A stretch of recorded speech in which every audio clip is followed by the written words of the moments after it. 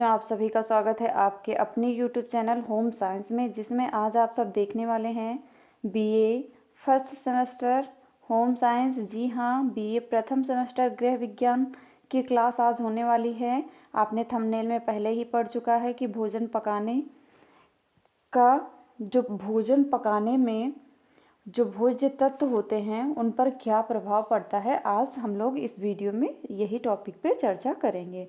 तो बच्चों, आप सबको पता है जो भोज्य तत्व होते हैं, जैसे विटामिन्स हुआ, वसा हुआ, कार्बोहाइड्रेट हुआ, प्रोटीन, ये सब आपके भोज्य तत्वों में पाए जाते हैं। और इन भोज्य तत्वों में अगर आप पका रहे हैं, भोजन बना रहे हैं, तो इस पे इसका क्या असर पड़ता है, तो ये सब आज हम लोग इस वीडियो में विस्तार से जानेंगे। तो बच्चों कह सकते हैं वीडियो बहुत ही इम्पोर्टेंट होने वाला है। ऐसे भी प्रश्न बन सकता है शॉर्ट में भी कि कार्बोहाइड्रेट युक्त भोजन अगर पकाते हैं तो इससे क्या फर्क पड़ता है, क्या प्रभाव पड़ता है कार्बोहाइड्रेट पे। तो ऐसे भी प्रश्न बन सकता है। तो बच्चों, अभी तक जिन बच्चों ने चैनल को सब्सक्राइब नहीं किया है, प्यारे बच्चों चैनल को सब्सक्राइब कर लो और वीडियो को अधिक से अधिक शेयर भी किया करें दोस्तों में, और लाइक भी कर दो। बच्चों, लाइक नहीं किया तो लाइक कर दो, और लाइक करते हुए आगे बढ़ते हैं। देखते हैं आगे क्या है हमारा प्रश्न।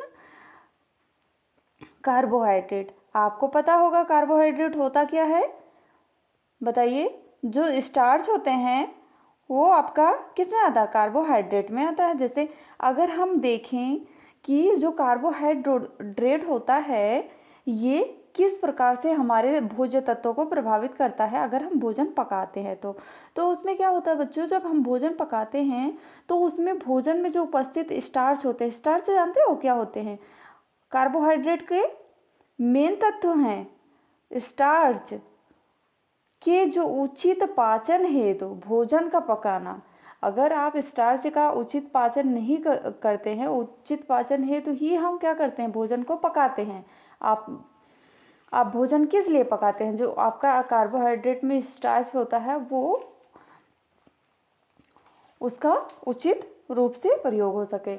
और गीले स्टार्च, जैसे कुछ गीले स्टार्च होते हैं, और गीले स्टार्च के पकने से जो स्टार्च कण होते हैं वो फूल कर फट भी जाते हैं, जिन्हें हम जिलेटनीकरण कहते हैं। जिलेटनीकरण जानते हो क्या होता है, जो स्टार्च, कुछ स्टार्च ऐसे होते हैं जो फूलते हैं और फट जाते हैं। आपने देखा होगा कई ऐसे डिश बनाई होगी जिसमें कार्बोहाइड्रेट की अधिक मात्रा होती है और उसमें स्टार्च कुछ ऐसे भी पाए जाते हैं जो फूलते तो हैं लेकिन फट भी जाते हैं। ठीक, ऐसा क्यों होता है, ऐसा होता है आपके किसके कारण होता है बच्चों, याद रखना। कार्बोहाइड्रेट में ये होता है आपका जिले, ऐसे है जिलेटनीकरण। ठीक, इसके कारण क्या होता है, कार्बोहाइड्रेट में जो फट जाता है फूलने के बाद। ठीक, और फिर उसके बाद आता है जब हम लोग पका हुआ स्टार्च कच्चे स्टार्च की अपेक्षा शीघ्र पच जाता है। आप अगर कच्चा भोजन ले रहे हैं कार्बोहाइड्रेट युक्त तो वो उतनी अच्छे से नहीं पचेगा। अगर हम पका हुआ भोजन खा रहे हैं तो वो बहुत आसानी से पच जाता है। सॉरी बच्चों, ऐसे ही सोच लो, अगर आप जैसे चावल है, अगर कच्चा चावल यूज करेंगे तो ये क्या होगा, आपके पेट में अपच करेगा। ठीक, पचेगा भी नहीं। और अगर पका के खाते हैं तो उसका स्वाद भी बदल जाता है और आप पच भी जाता है। और जो वनस्पति कोशिकाएं होती हैं उनके बाह्य दीवार भी पकाने की क्रिया में टूट जाते हैं, जिससे क्या होता है, अंदर के तत्व आसानी से पच जाते हैं। ठीक, उसके बाद आता है आपका वसा।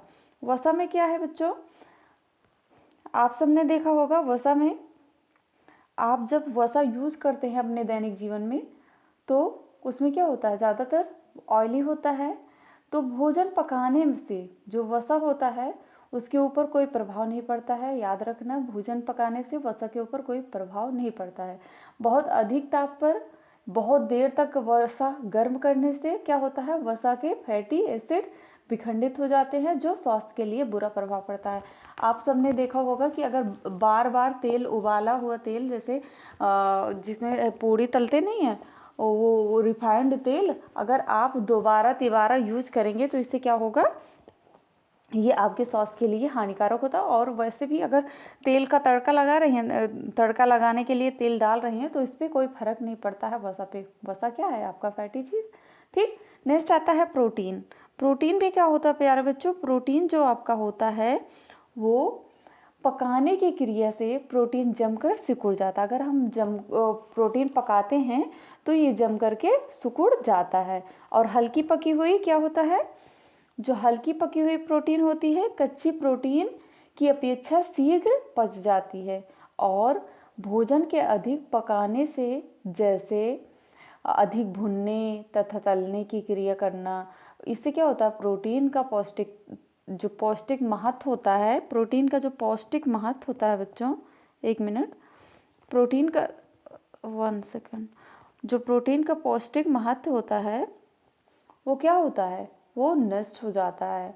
ठीक, अर्थात रहता तो है लेकिन कम हो जाता है। प्रोटीन का जो पौष्टिक तत्व होता है वो कम हो जाता है, महत्व कम हो जाता है। और पकाने की क्रिया से दालों की प्रोटीन का पोषक मूल्य बढ़ जाता है। आपको पता होगा दाल में सबसे अधिक प्रोटीन पाया जाता है या सोयाबीन के बीज में अधिक पाया जाता है।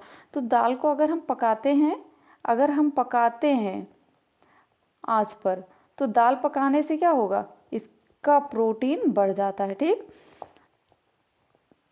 आगे नेक्स्ट देखते हैं विटामिन। जी हाँ, विटामिन के बारे में अब मैंने कुछ पिक ली है, यहाँ से देख सकते हैं। ठीक, इसमें कह रहा है कि विटामिन ए व कैरोटीन, ये क्या होता है, विटामिन ए का कैरोटीन के जल से अघुलनशील होने के कारण ये तत्व तो भोजन के जल में नहीं आ पाते हैं तथा यह जल फेंकने पर विटामिन ए की कोई हानि नहीं होती। बच्चों अभी तक लाइक नहीं किया तो प्यारे बच्चों लाइक कर दो। ठीक, आगे बढ़ते हैं।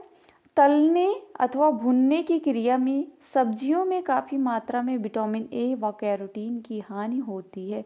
सबसे ज़्यादा हानि किस में होती है, विटामिन ए व कैरोटीन की, तो सब्जियां पकाने में। ठीक, थायमिन क्या है आपको पता होगा, विटामिन ए का रासायनिक नाम थायमिन है। ठीक, थायमिन में क्या होता है, भोजन को पकाते समय कुछ थायमिन की हानि होती है। जैसे थायमिन पानी में घुलनशील होने के कारण भोजन के पानी में आ जाता है। यदि पानी फेंक दिया जाता है तो थायमिन की हानि होती है। और यदि चना अथवा राजमा पकाते हुए खाने का सोडा प्रयोग किया जाता है तो क्या होता है, भोज्य पदार्थों में उपस्थित जो सारा थायमिन होता है नष्ट हो जाता है। याद रखना, जो खाने का सोडा है भोज्य पदार्थों में आप सब यूज करते हैं, ऐसा ना किया करें, इससे आपका थायमिन नष्ट हो जाता है। और उबालने की अपेक्षा स्टीमिंग में सबसे कम नुकसान होता है। अगर आप भाप के द्वारा अपना भोजन तैयार कर रहे हैं तो इससे बहुत कम नुकसान होता है। ठीक, उसके बाद आता है राइबोफ्लेविन, विटामिन B1। इसमें क्या होता है, खाना पकाते हुए तीव्र प्रकाश के संपर्क में आने पर भोजन का राइबोफ्लेविन नष्ट हो जाता है। और उष्मा तथा क्षार की क्रिया से भी राइबोफ्लेविन नष्ट हो जाता है। उसमें राइबोफ्लेविन जो होता है, राइबोफ्लेविन भी जल में घुलनशील होने के कारण भोजन के जल में आ जाते हैं, जिसे क्या होता है, फेंक देने पर राइबोफ्लेविन की हानि होती है। और सोडा का प्रयोग करने पर ही राइबोफ्लेविन नष्ट हो जाता है। ठीक, नाइसिन, उसके बाद नाइसिन है। नाइसिन भी जल में घुलनशील होता है, ये विटामिन है नाइसिन।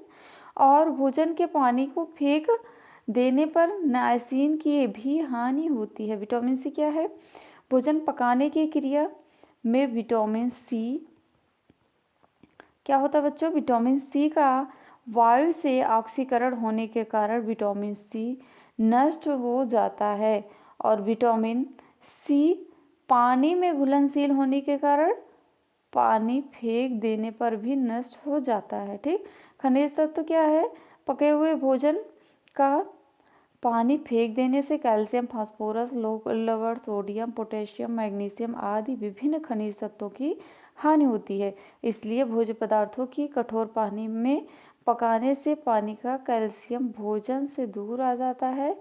और इसी प्रकार भोजन की लोहे